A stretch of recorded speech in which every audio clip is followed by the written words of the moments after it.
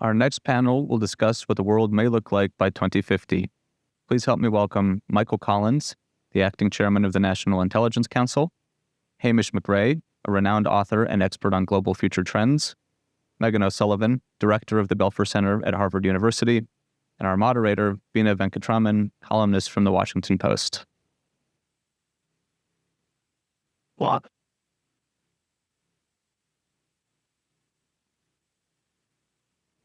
Hello, everyone, and good morning. And good morning to our panelists, and welcome. Our job in this panel is going to be to talk about the world in 2050. So welcome to the future. It's very fitting to me that we would be having this conversation in a conference named after Ash Carter. Secretary Carter, I had the privilege of getting to collaborate with him and work with him and know him. And he was always, for those of you who know him, this will resonate, looking around corners, anticipating both the promise and the peril of scientific progress and technology, from synthetic biology and its dual purposes to digital technologies and, of course, artificial intelligence. But, of course, the future is shaped by more than just technology. It's also shaped by economic trends, political trends, societal trends, and cultural trends. And I'm very excited that we have this esteemed panel today here, expertise in thinking through these drivers of change in the future and how they might shape the world as we will see it 26 years from now. Here we are at nearly at the quarter century mark, and we're going to look ahead to the half century mark and try to anticipate some of the things that might change and how we should be preparing for them in the present moment. So I'd like to start with you, Hamish, since you literally wrote the book on the world in 2050. Can you tell us a bit of what is the world going to look like in 2050? Are we going to be better off or worse off? Who are going to be the winners and the losers of this world we're entering? Well, thank you. From 45,000 feet above it all, it's such a huge subject. It's very hard to get it down into bite-sized chunks. But I am cautiously optimistic. And I'm aware that that is a rather unfavorable view at the moment. But for all the reasons that we know about and we'll be talking about in the next couple of days, but I'm optimistic for 3 or 4 reasons. For a start, we are better educated than ever before, and we will be better educated in another generation than ever before. We are living longer than forever, and we will go on probably seeing life expectancy rising. Problems in some of the developed world, but if you look at the world as a whole, health standards will increase. I think that there is a chance that AI or something associated with AI will do for services what the moving production line did for goods. And we've got to increase the productivity of our services if our children and grandchildren to have that standard of living than we do. So I think that is huge, and we can't see any of the detail. But finally, I think we have a difficult period managing geopolitical relations for the next 10 years or so. But finally, I think the most important single thing that gives me confidence is that I do think that the United States will remain the world's largest economy. It may slightly be pipped by China in 5 or 10 years' time, but that's looking less and less like. So I think that having the US as the anchor of the world, as the world's largest economy, will actually be a hugely positive force for the next 25 years. Meghan, I'd love to bring you into the conversation. Do you agree with that? Do you see the U.S. as the dominant global power going 25 years into the future, or are we really an empire in decline at the moment? Great. First, let me say, Bina, it's just such a pleasure to be here, to be with Ash Carter's family and friends, and to be speaking on a topic that I know he would have enormous insights were he with us today, and we could still draw on his fantastic scholarship and mentorship over all of those decades. So I'm glad that we started with some optimism. It's good. I think it's easy to be kind of pessimistic looking at the decades ahead. I would say on the whole, I'll get to your question about the US, but on the whole, when I think about 2050, there's no particular reason why the next quarter century should be different than the arc of humanity, which is one in which the passage of time and the introduction of new technologies has generally benefited humanity as a whole. So I would say for that reason, I think we can be optimistic. I'll make a couple of caveats, maybe not caveats, but pauses, reasons to think twice about that general proposition. The first is just the obvious point that 25 years is actually not that long a period of time. It seems almost too long to make any predictions, but in the arc of humanity, you can easily take 25 years a step backward and still be in a better place in 100 years. And so there's a lot to be said about the timeline actually allowing for some very difficult years ahead. The other thing is that when I look at the big trends that we're experiencing now, that I think Michael will be talking about over the course of the next 2 days, fragmentation, polarization, protectionism, the rise of populism, they are generally kind of not positive trends, and there aren't clear countervailing strong forces, I think, in many ways, with the exception of technology, which I'll come to. So there's that concern, but on top of that, a lot of the dynamics that we're seeing are actually not standalone issues that are trends pointing in one direction. They're complex, they're interlocking, and in some cases, the negativity is reinforcing one another. And I'll give an example, which I hope we'll come back to in greater detail later on, but has to do with great power rivalry and climate change. These are two very strong forces that will definitely shape the next 25 years. And right now, the troubling aspects are reinforcing one another in the sense that the great power rivalry is making it more difficult for the world to address climate change in many respects, in that climate change and the energy transition as a whole is actually adding some fuel and fodder to great power rivalry. We just think about an often talked about subject of Chinese dominance of clean energy supply chains, that is becoming actually not just a element of an energy transition, but it's becoming an instrument of great power competition and rivalry. The last thing that I would say in terms of my pauses on the general arc of humanity being a positive one is just that it's hard. I always have a little allergy. This is not to you, Bina, but to just looking at an endpoint, just looking at 2050 and not thinking about the passage there, like what the path is of those 25 years, because we could perhaps in some perfect world agree on a 2050, what it actually looks like, what the snapshot looks like. But it really, I think, matters how we get there. What happens over those 25 years that takes us to that place.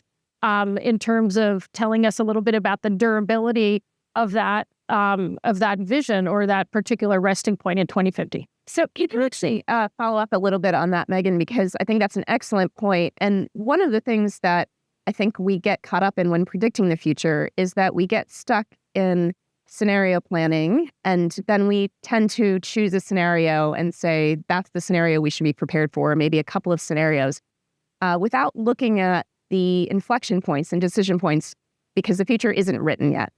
What are those inflection points that you think we're going to approach in the next 25 years where we really have the chance to say this is the path we're taking versus the path that's going to be more fraught? So I think if we go back to some of the big dynamics or the trends that are going to be consequential, and Hamish mentioned some, I mentioned some, this great power rivalry, climate change, the evolution of technology. I'd say those three really stand out. On all three of those, I can't identify a single juncture, right?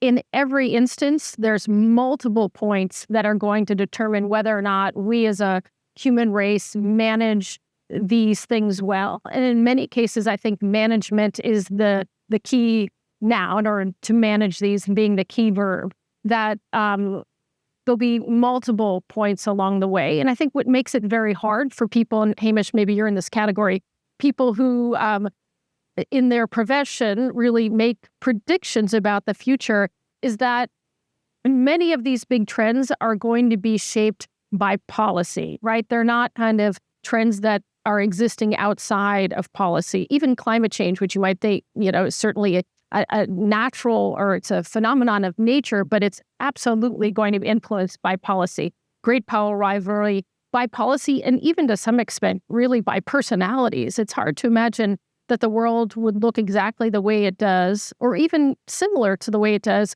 if we didn't have President Putin in power in Russia and President Xi in China. So those things, I think, make it hard to say that there's a particular inflection point that we can look to and then decide that if we've gotten through that or made what we consider to be the right decision, that we're going to be in a better position. Michael, I know you look at this from the perspective of intelligence and national security and sort of where we are in terms of the global power dynamics that are going to evolve. Do you share Hamish's optimism? Do you share a view of how the U.S. and its power is going to evolve in this landscape? So first, I'm actually in the intelligence community. I'm probably a rare optimist in the intelligence community because I actually do think there are jobs and policymakers and actually pathway to navigate this potentially go forward as opposed to just predicting, warning about how bad the world would actually become. So the answer to that is I have to be optimistic. Otherwise, I'd question, in fact, why I do the job that I do. Let me just first say thanks, reinforce a couple of points I already made. I think this is an amazing event. And the ecosystem that sits in front of it is something I want to affirm how increasingly important this is actually U.S. security thing. For those who have seen the work the National Intelligence Community produces, we are increasingly seeing a connection between geopolitics, innovation, and a third variable that we touched on already. All right, one up. Yeah, the acoustics are. This will help. No, it's. I think it's more about the background noise. Fine. No, we might need mic to be turned on remotely. Try it one more time. I thought I saw. Yeah, that's good. All right, sorry. Technology, right? No, for a lot of what the intelligence community, increasingly what I represent in the National Intelligence Council as being the head of sort of thinking about how the IC looks at the state of the world, increasingly, and what this conference represents is a deepening connection between the geopolitics, innovation itself, and a third variable, which I like to describe as intelligence, literally defined, objective reality, truth in the world.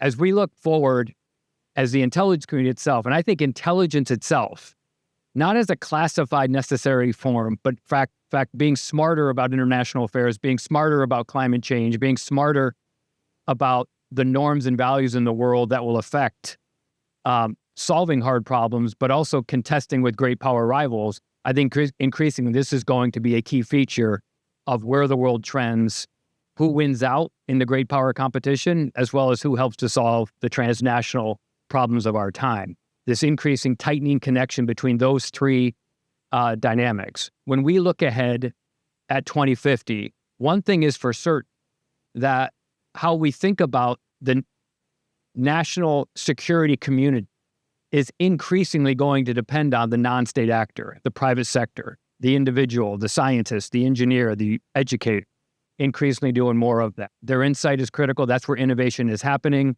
That's where the talent and expertise we in the national security community and the intelligence community need. And because of that, they are also under threat and need to be helped, secured by, in fact, the support of the intelligence community. Out to 2050, there are certain things about the international order that do, in fact, worry us. The balance of power in the world, the balance of power, transparency, prosperity, relationships is increasingly going to be contested and more so. Second, the transnational state of the world, climate change, human security, migration, food insecurity, the human condition itself is going to be increasingly a factor that bleeds into and affects category one. And And third, it's like the raw understanding and truth about what is actually happening in the world, misinformation and disinformation as a key force going forward. So what do you do about it? This is our job as the intelligence community. There's several dynamics that I would just list quickly in terms of how we think how this 2050 world will look as it trends forward. First is the great power competition. And by 2050, certain things will have happened in major states around the world. States right now are authoritarian rivals who don't like the way the world is governed. They want it governed differently. They do not depend on truth, and they are insecure fundamentally at home. There will be leadership transitions in those countries, and how they adjust by 2050 will be a key factor. The second is whether, in fact, we go through some period of conflict, whether we struggle through 2050 through some perhaps increasing proxy series of conflicts or gray zone forms of conflict as opposed to major conflict. Whether, in fact, that happens and how the world adjusts will absolutely be critical. The endurance of democracy itself as a contested norm in the world obviously will increasingly matter. Misinformation and disinformation. I mentioned this earlier, not just for what our adversaries are doing, but what worries me more is almost a disregard for the truth itself. As we are contesting our form of government and how our government solves problems relative to our adversaries around the world. I would include just a couple others. Clearly, the non-state actor community and the relationships among them and who they identify with increasingly will matter in the world. And last is science itself and technology itself, what is happening here. Whether, in fact, science, technology can solve our hard problems in the world, and who tells the better story about what system and what ecosystem helped to bring that about compared to somebody else's. Okay, so we're going to try to dive into a lot of these rich topics that have been brought up in just the span of the time we have, but luckily we have a bit of time. Michael, I'd love to make a departure from something you just said, which is that democracy itself and the future of democracy itself hangs in the balance. And I think it relates to the other comments that have been made here. I think there are people who doubt whether democracies can handle the climate crisis, can swiftly respond in time to make the energy transition we need to make. There are ways in which disinformation and misinformation, powered by AI, powered by other technologies, undermine democracy and exalt authoritarian regimes or help them and enable them. With many of these problems that we face, there's a question of whether the advances that create power, the innovative advances, the economic advances, are going to coincide with democratic advances. What's the prognosis for democracy? And anyone can jump in here. I'll jump in very quickly. Yeah. I tend to be optimistic because I believe there are many requirements in the world that depend on being true about something. Whether it's law, medicine, science, there are industries within which accountability to the fact actually matters. And I think increasingly you will start to see around the world systems questioning whether, in fact, a different system that doesn't adhere to truth, is not accountable to its people, does not adhere to the rule of law, is the best for that country's economy and the well-being of that society going forward. And as long as we advance collectively, we advance the tools and the technology that finds a way to identify truth separate from bias and rhetoric, I tend to be optimistic that that is a key force that will help to inform the democratic forces around the world as opposed to the authoritarian. Hamish, do you agree with that? I broadly agree. We've had an example in the pandemic of how the world responds to a crisis. And in the early stages, it looked as though China was responding more effectively. But I was just astounded and thrilled by the way in which the democratic world managed to produce several effective vaccines in about a fifth of the time that this had ever been done before, how governments, universities, and big pharma cooperated together, and how we managed to get this stuff around the world and manufactured, biggest single manufacturer in India, not in the West. I just thought that was terrific. And that showed our messy democracies, actually, when they really were back to the wall, achieving something that autocracies could not do. So the innovation part of this, I think, is a great point. It sounds like, Meghan, you want to jump in on this, but I actually want to talk more about education. And here you are running an academic center, Meghan, so maybe you can illuminate this area. Because, of course, the U.S. with Moderna and Pfizer, and of course, there were European collaborators as well, drove forward the vaccine development. But the vaccine uptake in the U.S., in a country with free secondary education, an educated populace overall, a wealthy populace on average in the world, the vaccine uptake was not good. And in fact, the adherence to COVID measures before that, we had a huge death toll proportional to the rest of the world. So how does education fit into this? Because we obviously have drivers of innovation. We have structures that support innovation. But what does education need to look like in this world? How does education stay commensurate with the changes in technology that we're going to have? How does it rise to the challenges that are facing democracy? Sure. Thank you, Bina. Happy to talk about this. I hope we'll get to come back to AI and democracy and just the overall trends on that, because I'd like to chime in on that as well. But I think education, obviously always has been important in mapping out the future of society. But I think it'll be extraordinarily important in this period that we're looking at in the future with the rapid technological change that we expect to see and are beginning to see. I think the narrow answer to your question just has to do with the importance of technology and how to use technology, evaluate technology as part of an education. That's a narrow answer to the question, which I think is an important answer. And it's one that we're talking a lot about at Harvard and other places about what should our students know about technology so that they can be savvy consumers, so that they can use and benefit from the productivity that comes with new technologies, all of that. That's the narrow answer. The larger answer, I think, is one that's actually in the headlines a lot right now, and that is how to build cultures of resilience and the ability to have intelligent exchange and to hear different viewpoints and to be able to adapt to situations of uncertainty.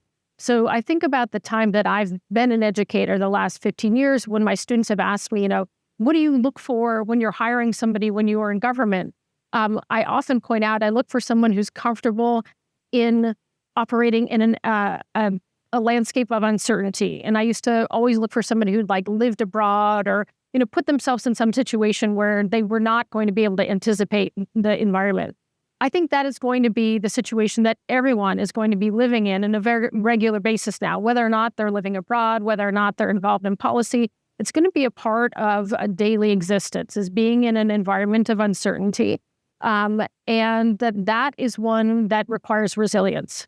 And that is something that I think is really important for educators to impart to young people. And not just, it's not something you can teach, but it's creating the environment in which there can be free exchange, where people understand what it looks like to listen to others and to revise one's opinion, how to change one's mind, and how to take in new information.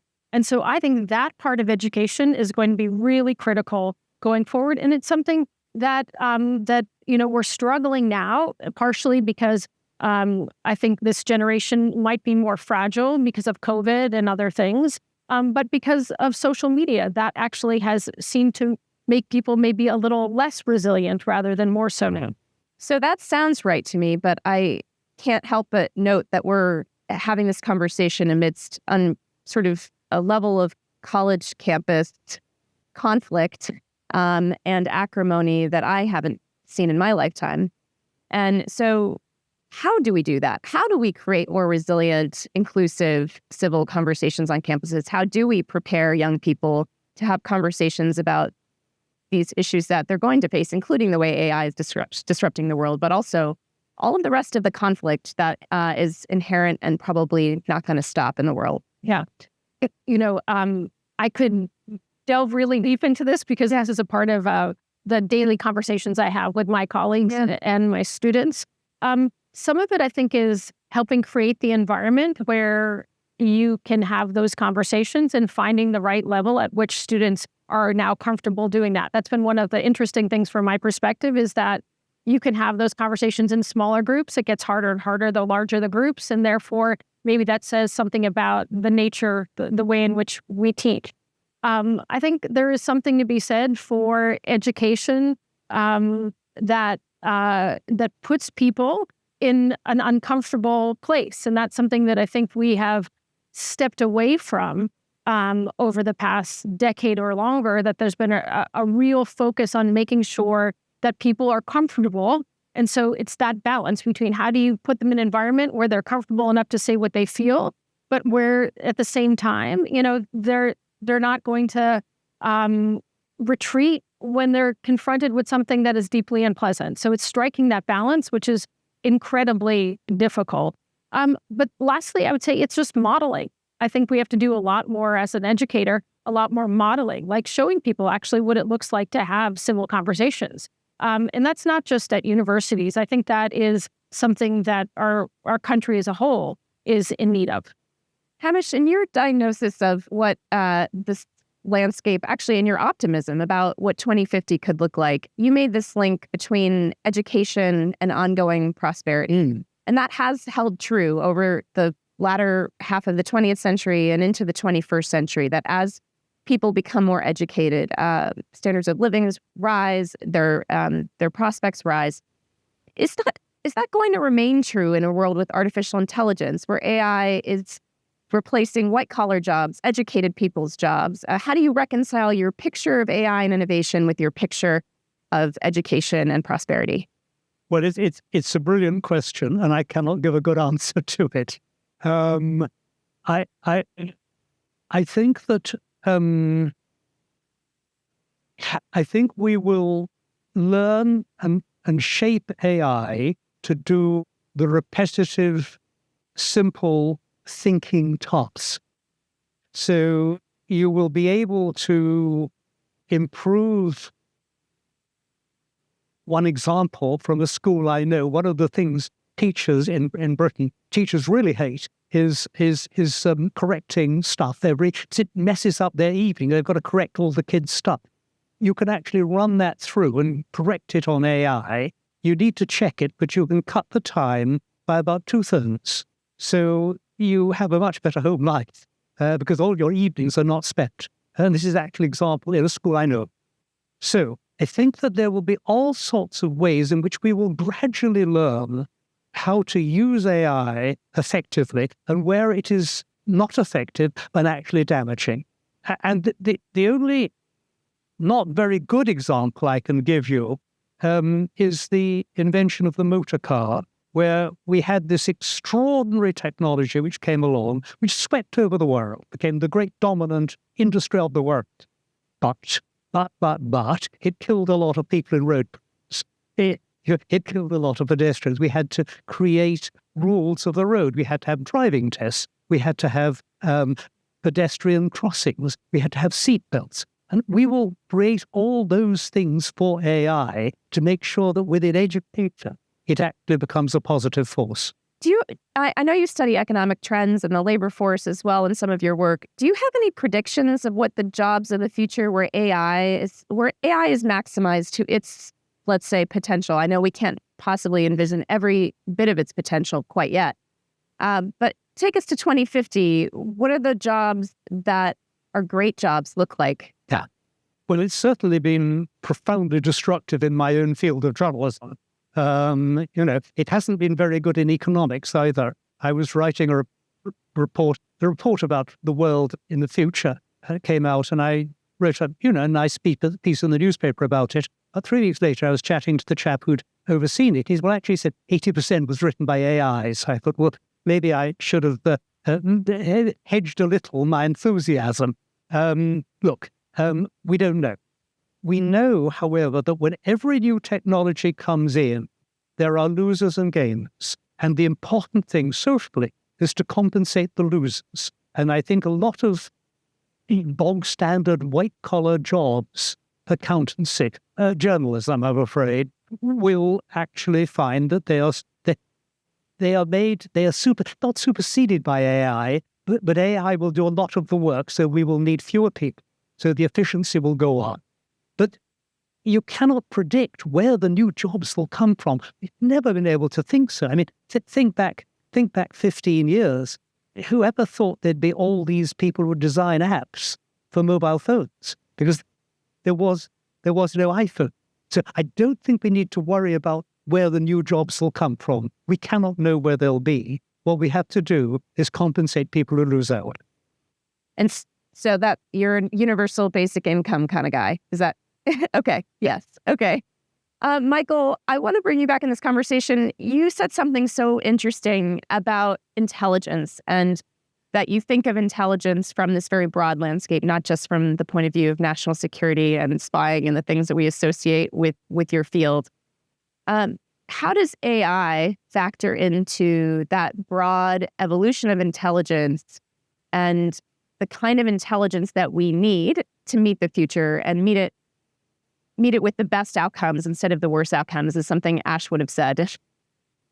Well, first, I'm excited actually to see our national security strategy for the first time now actually highlight the word intelligence as a net asset for U.S. national security advantage. As we typically speak to military, economic, diplomatic, those are all critical sources of power in the world, but so too is our raw intellect, our decision advantage we can provide ourselves relative to our adversaries in its purest form. Doesn't necessarily mean something has to be classified, but am I smarter on something than I was yesterday, or smarter than my adversary might be on a given issue? I'm an optimist as it comes to AI. I think there's tremendous opportunity for what AI can do to ensure we are researching and understanding scientifically the factors that are driving the world in a certain way, what affects the disposition of a human being to align with something rather than something else, not speaking just to the states. It won't take away, of course, the role of the analyst in ensuring that we're providing the best objective insight possible to the policymaker, because we have to, at its core, understand empirically the basis for that algorithm and how it's built. And by the way, I think that's where an increasingly symbiotic relationship will build between the intelligence community and the technology community, because we especially depend on the empirical objectivity and knowing what the algorithm is based on when we make judgments of purpose for our policymaker. And frankly, I think that's a role, and we're trying to drive that to the point you made about modeling. Our transparency initiative, where we're trying to more openly share insights that we say about national security. We just released an NIE on global health and the future of global health in the world, for example. We do that for a number of reasons. One, because it's really important that we do so for integrity. But we need others to challenge us. We don't want groupthink. We need insight and support and expertise from the community. But we also we take seriously the role we do in modeling objective critical thinking, removed from politics, removed from partisanship, removed from bias. And I think that's a critical role, to the point made as well about education. Education is one of those phenomena we are increasingly going to look at in the international space as we assess major power competition, but also as we assess who's solving the transnational issues, given the relationship between the two. They're not mutually exclusive. Last, I think the commercialization of intelligence. What I mean by that is we talk about technology as a key asset in national security, but if you're not commercializing it and all you're doing is innovating, and somebody else is taking that innovation and commercializing it and making lots of money from it, at some point we're going to have to commercialize intelligence itself. In the ideal state, somebody gets money in their YouTube channel, for example, because somebody got smart and solved a problem, as opposed to money going to a YouTube channel because they pontificated about some opinion they're really passionate about. Yeah. I think Meghan had a question for you. Yeah, I was going to jump in, Michael, and maybe ask you a question. So you made a point just earlier right now that you will benefit from and use AI and intelligence as long as you're understanding the algorithm and why an outcome is produced. And I wanted to hear more about that, because when I think about decision making and I reflect on my time as an educator, but also my time in government, one of the things I'm looking forward to about AI is the ability to give weight to the 101 factors that might be explaining a particular phenomenon. We know from the academic literature, we know from our own experiences, when you're faced with a particular situation or a decision, the human brain can only take 3 or 4 factors into account. And so we heavily weight those because we understand them, or we have information on them, we have data on them, whatever it is. But as I said, it might be 3 or 5 that we look at when there's really 101. But AI will be able to, give appropriate weights to all the factors that could explain a particular development and give us tools and levers to affect it. So, but what if we don't understand that algorithm, but it is doing that and it is consistently producing better outcomes than we are as our own analysts? Like, how do you think that will challenge your profession? So on the first side, on the optimistic side, so yeah, the AI, when bridged with, this is where the expert on a given country or an expert in an international phenomena is charged. As analysts, you're not just writing something, you're actually charged to research what are the factors that are bringing this thing about, such that we're giving some actionable insight to the policymaker. AI and the tools that can be applied to, and as data continues to expand, and data increasing in the open arena, we've talked about this in other venues, the increasing power that comes from open source and the data that's just maximally available, we will be able to derive more patterns, more relationships over time and space to give us in a better position to say, there's a good chance this will drift this way if variable A or B or C trips this way. Now, that's different than saying, I will predict this tank will move here tomorrow. Yeah. Right? The more tactical, limited, and there will certainly always be a space. I always say this, there will always be a space and a need for getting inside the head of a leader, for which the clandestine world has a unique, obviously a continued role to play.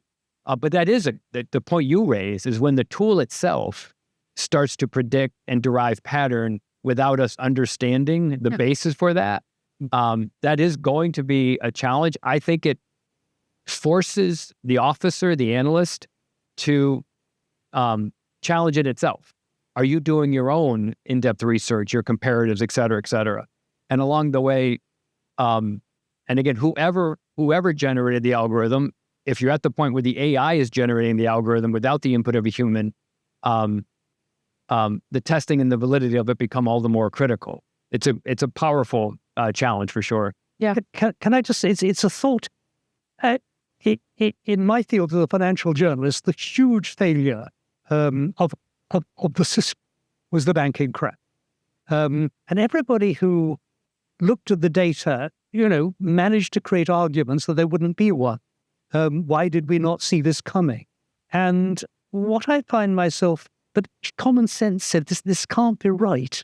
And I wonder, how does one feed common sense into strategic thinking? Someone scratching their head and saying, this is what AI says, but there's a difference between intelligence and common sense. And why is it that clever people are always so often so wrong about things? I'm very suspicious of really clever people sometimes. I think that's a powerful common sense. I love this point. And we often use it. You hear us talk about intelligence releases, use of intelligence for intel diplomacy. At its core, what we're trying to do is expose the objective reality that we see behind something, hence the credibility that goes into the data we're using for something. But sometimes it also is just common sense. Yeah. Like, why is it, for example, a certain government around the world will not use a certain social media platform at home, but they'll allow it to be used elsewhere in the world, right? Why is it certain controls are put on preventing human beings from in that society from truly understanding what happened in Tiananmen in 1989 and walling off their human beings and their population from that truth, whereas outside around the world, they'll allow information to. So common sense is often a very, I think, frankly, sometimes underutilized asset in national security. Yeah, and I'm struck too by the importance of data and related to this exchange, but the data sets that are used to make predictive models, right? You can have a model of the risk of a tsunami, and this actually happened in the Fukushima disaster. You can have a risk model that only goes back a couple of 100 years, and then you won't incorporate sort of the 1,000-year flood cycle, right? So the data sets that the algorithms that we rely on use is going to matter, and knowing what those data sets are so we know what the assumptions and the limitations of them are going into the future. I want to take a bit of a turn here for a moment for some of our time. And Michael, I'd love to hear your thoughts, but really this is for everyone, which is to say, where do we see the sources if we're thinking about the world as we march to 2050? To your point, Meghan, not just when we arrive there. What are the most important sources of dominance and power? So I think there are people who see the world and say innovation, and whoever owns the technology, whoever wins at the technology is going to dominate in terms of state actors, non-state actors, businesses, et cetera, investors. Is that true? Or is it where the economic power is? Is that the most dominant and important trend and sort of factor in who will hold power going into this future? Is it military power? How do you view those different aspects of maybe a threat landscape, but also an opportunity landscape for those who excel in one or more of those areas? I'll just say, I think quickly, and as parsimoniously, I guess, they can, to try to focus on, in my view, the ones that, when you distill it down, what ultimately matters. So we use the term techno-economic increasingly so because the technology with the economics bridge together. As I said earlier, though, but I think increasingly of new form, an increasingly important form of power is not just the innovation itself, but the knowledge and the ecosystem that brought it about.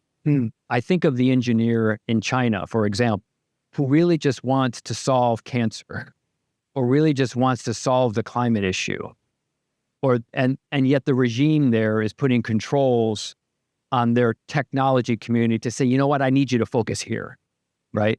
And so there is something, as we reflected earlier on, it's not just when I said democracy and the systems of governance in the world that exist, but to the point about whether common sense or raw education about which systems in the world are the best for solving hard problems. I think that increasingly is going to be a vital source of power going forward. And as increasingly, as we said, as the non-state actor, not just the non-state actor, the human being and the human condition matters more in international affairs like never before because of technology, because of our connections around the world. I think that's just an increasingly powerful form of power for me from the intelligence community to speak to that, whereas we're traditionally talking about states and state actors.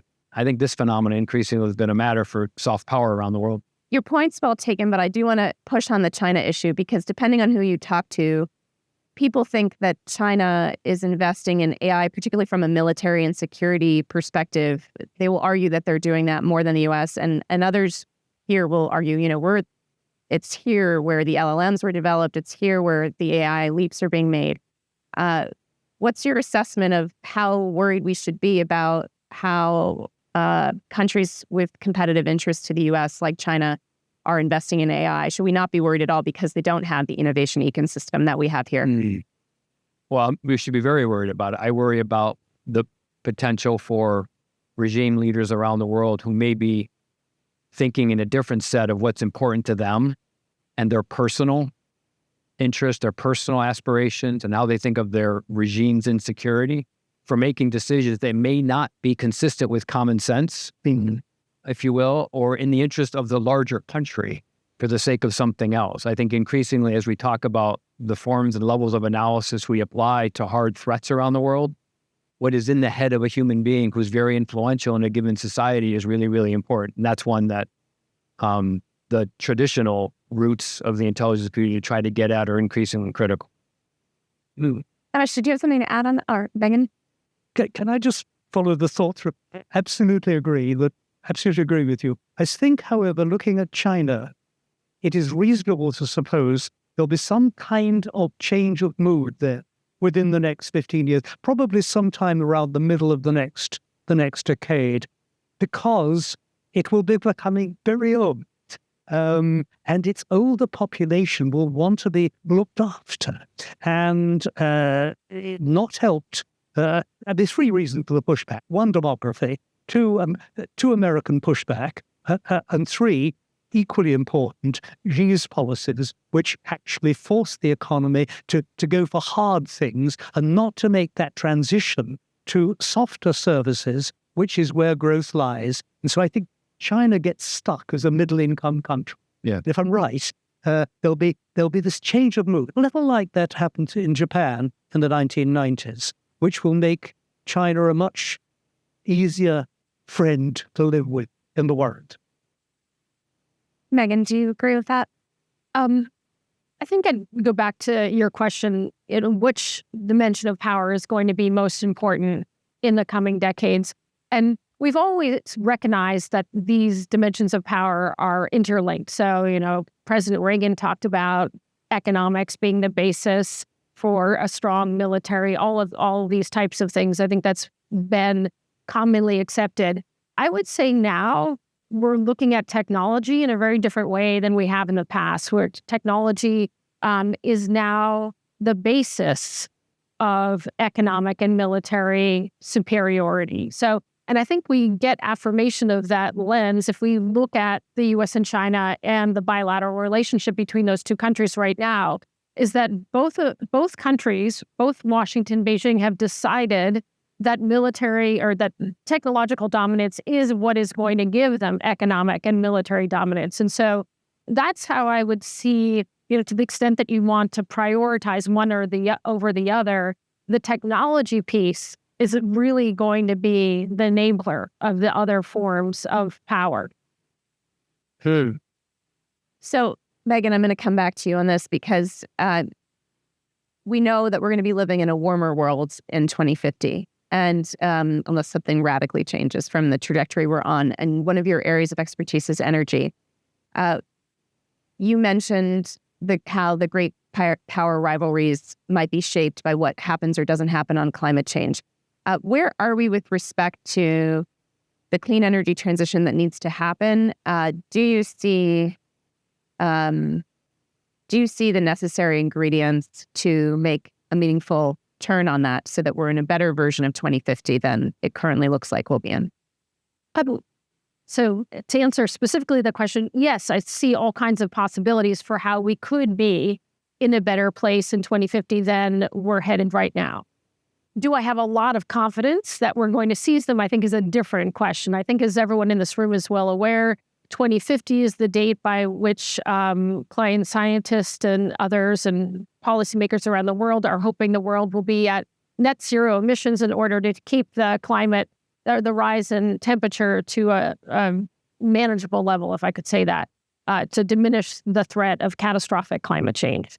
I think if we just look at where we are and where we're going, it's a very, very dire picture. Right? Where we're going right now is there's a lot of fantastic things happening. The price of solar is down dramatically. The price of wind, enormous technological advance in all kinds of renewable and alternative energies. We have huge amounts of capital going into renewable energy at a greater pace than fossil fuels for the first time in the last couple of years. All that is true, but it is also true that emissions are rising every year and demand for fossil fuels is going up every year. So we really haven't even begun a transition away from fossil fuels because we're using more and more fossil fuels every year, despite all the positive advances I talked about.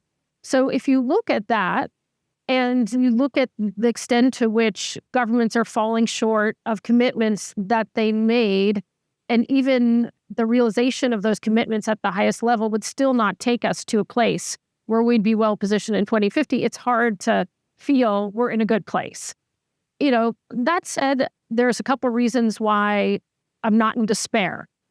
The first has to do with, and actually both Michael and Hamish might have more to say about this, has to do with the potential for a break in the trend, right? If you think about activism around the environment and around clean air, clean water, in the United States, but in other parts of the world, it can reach a crescendo. I don't know if tipping point is a technical term with people on this panel, but there's a reason to believe that we're not going to just have the same political pressures in 10 years that we have today for real climate action. There's a real possibility those pressures will be much greater than they are today, and that will enable governments to make harder choices and to make more difficult trade-offs that they've been unable or unwilling to make today.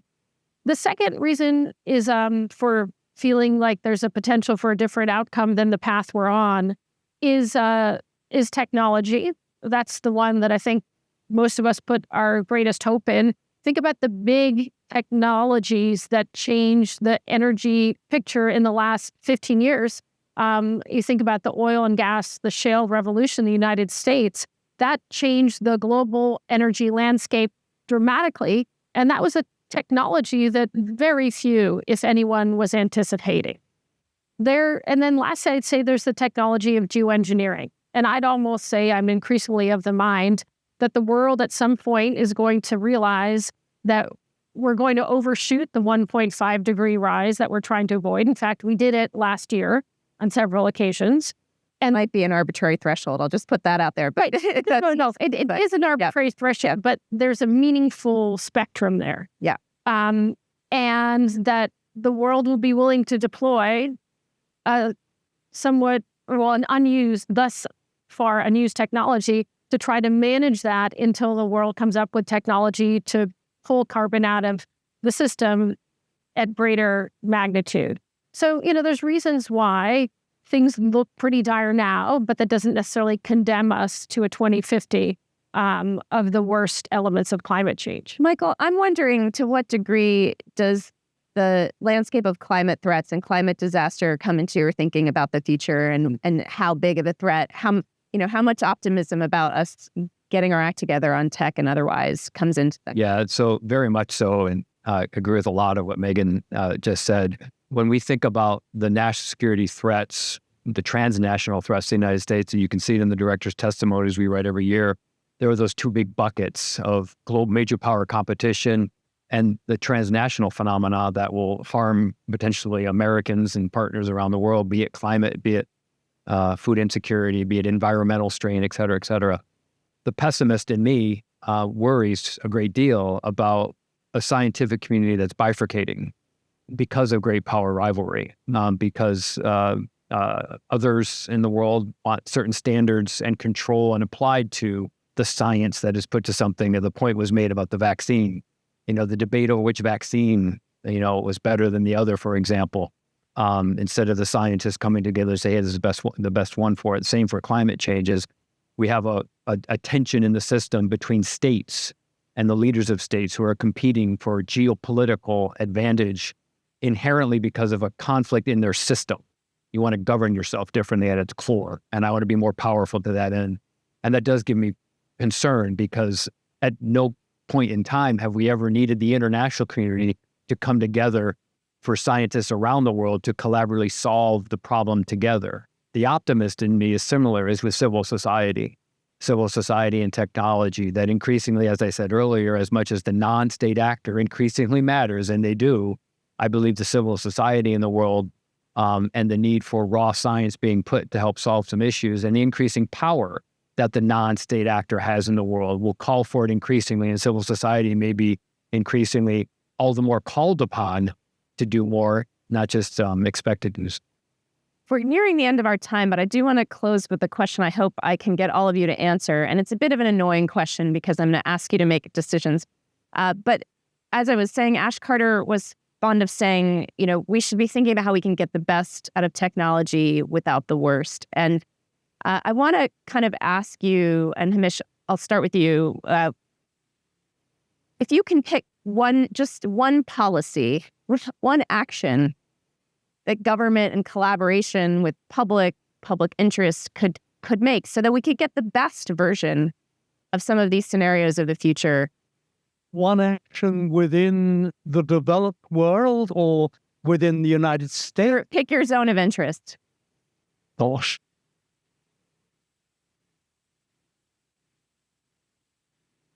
I think we have to get along better together. I think that the efforts of China to reestablish a parallel system in the BRICS net, and by the way, that's probably the most consequential bit of economic analysis this century, was the idea, Goldman Sachs' idea of the BRICS, Brazil, Russia, India, China. Technically, it was wrong, but it enabled a whole chunk of the world to think of itself differently. And I was in Abu Dhabi last week, and, they were joining the BRICS group. There was separation from the world of the IMF, the World Bank and the Western, the post-1945 Western system.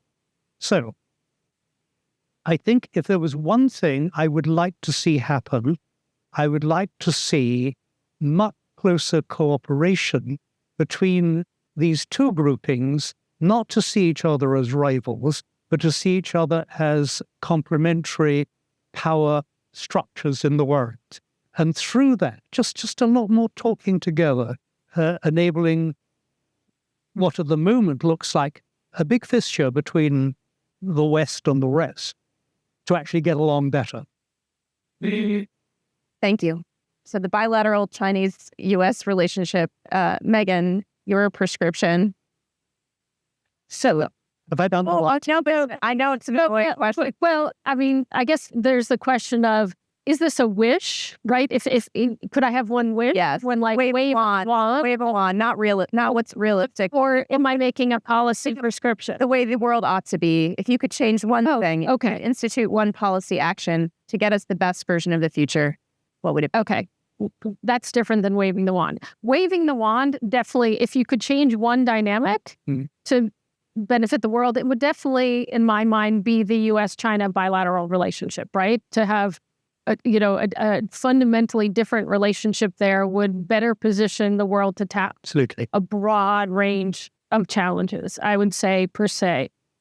So I don't know that, or not I don't know, I'm not confident at all that if I were, sometimes the version of this question, you're sitting in the White House, what do you recommend? I don't know that there's a policy prescription that can be recommended that if adopted, if we're subject to domestic contention and all of that, could unilaterally affect that. I don't think that's the case. But if I could change a singular dynamic, that would be the one.